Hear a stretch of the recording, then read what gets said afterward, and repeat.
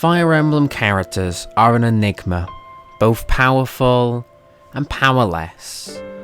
But watch part 1! Do it now! But open a separate tab so I don't lose watch time, please. Thank you. But if you don't want to watch part 1, fine. The main rule is no lords or lord adjacent characters. We're highlighting my favourite randos of the army to show the diversity and charm of the average Fire Emblem cast. Also, we're starting from Shadow Dragon and up, and I know what you're thinking, Shadow Dragon came out when George Bush was still president. That's not modern, and you're right, but it sounds better for the YouTube title, so shut up. Shadow Dragon has a very weak cast, and that's okay. The first game prioritized quantity over quality, because back then, the developers thought that when you lost a unit, you would carry on, and so replacement units prevented the game from being softlocked, or at least it helped reduce the risk. This is not the same philosophy that they use today, because people soft reset and the developers know this, and in games like Free Houses, you gain most of your army right away, showing this discrepancy. So it was pretty difficult to find someone who really stood out who wasn't a lord, so no Marth, no Cedar, no Tiki, so I've gone with Roger. Roger sums up the replacement unit style that the first Fire Emblem game went for, and so I feel Roger encapsulates that energy really well. But more than that, he has a goofier design with this round, somewhat rotund face, and the pink hair stands out quite nicely. The main reason I like him is his recruitment, in which he wants to put his spear in Marth's fiancé. Which is pretty based, like bro, you do not stand a chance. But the Shadow Dragon recruitment of Cedar gets the men to fall for it is iconic, and Roger is a person who I think of when I think of that. I will also say that Roger is here mostly because I didn't want to factor new mystery in. This is a Shadow Dragon entry, and if I was combining the games, I probably would have gone for Roshia or Zane. Roshia because I adore the chapter in New Mystery where you recruit the coyotes because they show how fleshed out, boring, generic characters can become with some care, and Roshia really starts that domino in that chapter, and Zane because of his fun character and surprising plot importance in New Mystery. But doing a little bit of homework for Roger on this video, in New Mystery he is shown to fantasize about every woman in the army, presumably the children also, and if Chris is a woman, he thinks she's in love with him before they even speak. Roger is a Class A simp, Andrew Tate watcher, and probably has copious amounts of lotion beside his bed. He's both a loser, and he's also incredibly based for being so delusional. As for New Mystery the Emblem, only the newbies are allowed, and the choice is clear. I really like Katarina. Katarina is a lovely character, largely due to her relationship with Chris. Chris is also a great character, and one of my favourite aspects of New Mystery is how Chris and Marth's stories are fairly separate, and I like how within Marth's story we see snippets of how Chris is doing and their emotions, and Katarina is a huge part of that. The bond they have at the start of the game is really genuine, and the betrayal is clearly false and forced, but Katarina knows no better. She is desperate to win over Emmariah, her mother figure, but one who is an abusive cow. But the desperation to be loved and accepted is genuinely sad and interesting. You feel for Katarina. She's a terribly abused girl who seeks somewhere to exist and belong, and she found that with Chris and the others, but she didn't realise it. But our heroes always forgive, so it was never too late. Never. Aside from her sympathetic story, she has a pretty unique recruitment, needing Chris to speak to her 3 times to get through to her thick skull. And I like how she's a mage. Mages are cool. Okay, on to Fire Emblem 13 now, or Awakening. A much more familiar cast here, but I'll keep it real, I don't really like the Awakening cast.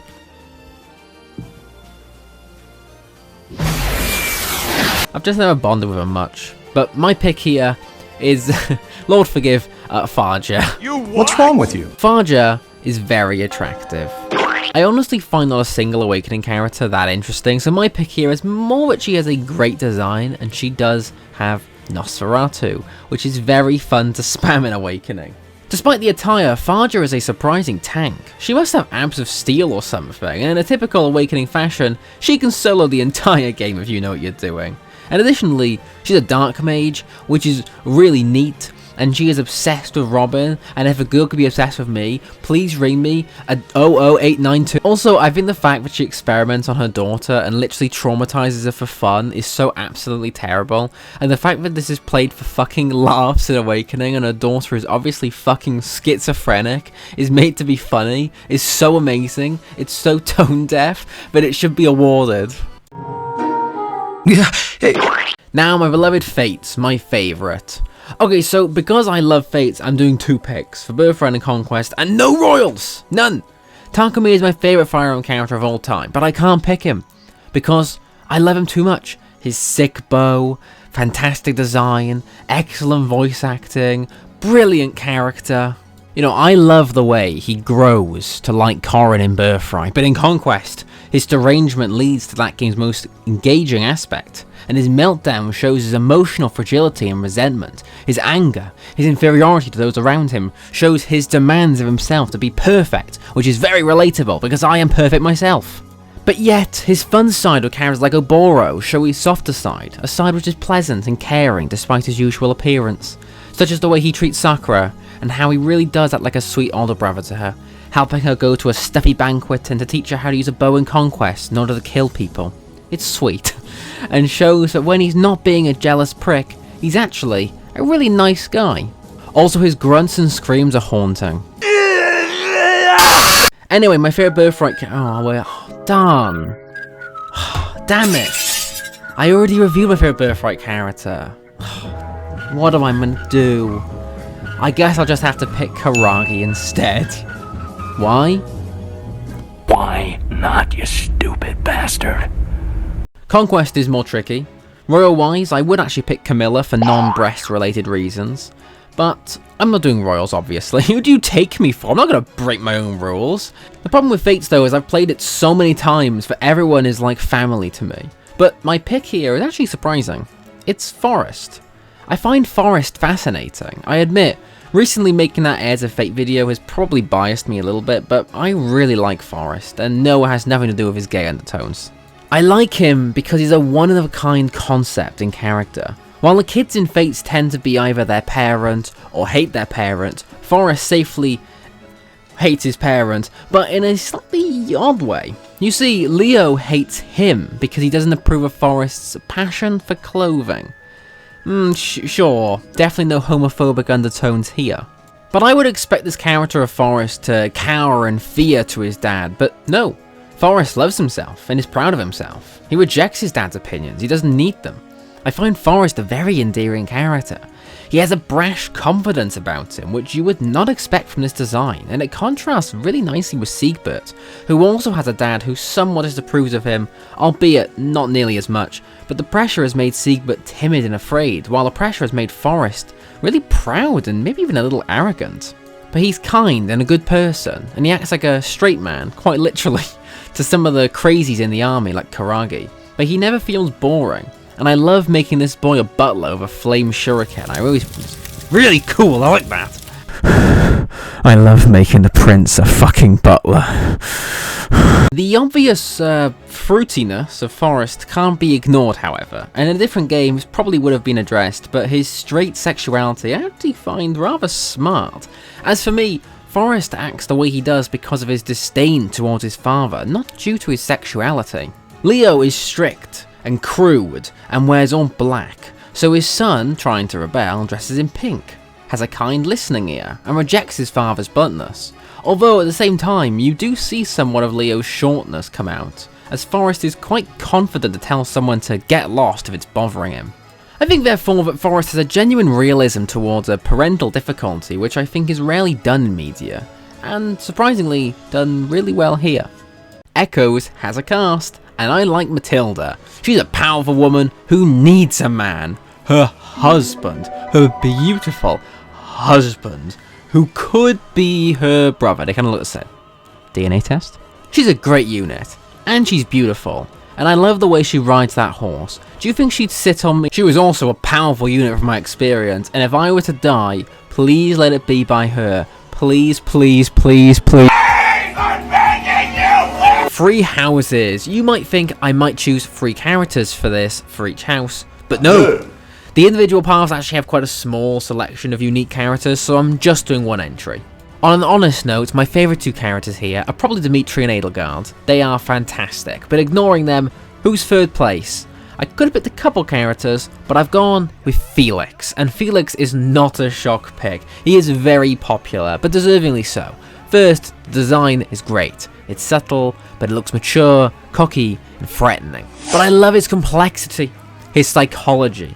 He is partly the way he is for a few reasons. First, his brother's dead and was killed, and the way people are trying to justify his death, especially his father, clearly shaped Felix into a man who secretly abhorred violence. It's why he hates Dimitri, as he views him as bloodthirsty. He views fighting life or death as a necessary chore, not some heroic duty, and is overall pretty jaded. Second, his father's somewhat favoritism towards Dimitri, who acts more like a good son than Felix, clearly does annoy him, and his complex relationships with his father and Dimitri feel truly fleshed out. And of course, Felix's copious amounts of unique dialogue, oh my god. Mostly in Crimson Flower, some of the best dialogue in the game is from Felix, mainly against Dimitri, Sylvain, Ingrid and Roderick. There is some real complexity behind Felix, and you can tell, behind his callous demeanour, he feels pretty guilty for his actions. My way. Even my father, even my friends. I see. That was all I needed to hear to finally work up the resolve to kill you.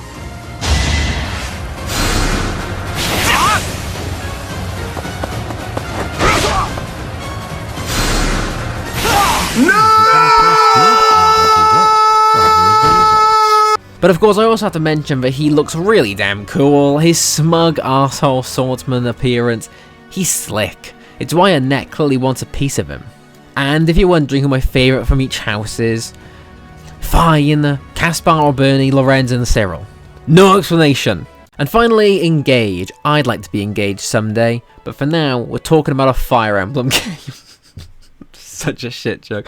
Anyway, Engage has a nice cast, with a few standouts, but not that many amazing characters in all honesty, but I've gone with Hortensia, mainly because I like her aesthetic, her outfit, voice, very good. Cry already! Cower and beg for her life! Give me what I want! No, what I need! I need the rings! It's the only way to bring Father back!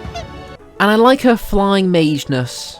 And mostly, I find her a compelling antagonist who feels trapped between her siding with Elusia and her father and trusting her conscience and trusting Ivy. Her turmoil is actually pretty engaging. Quite literally. But just don't marry her. Don't give that ring to her. Please, don't do it. Oh hey, she's born the same month as me. Nice.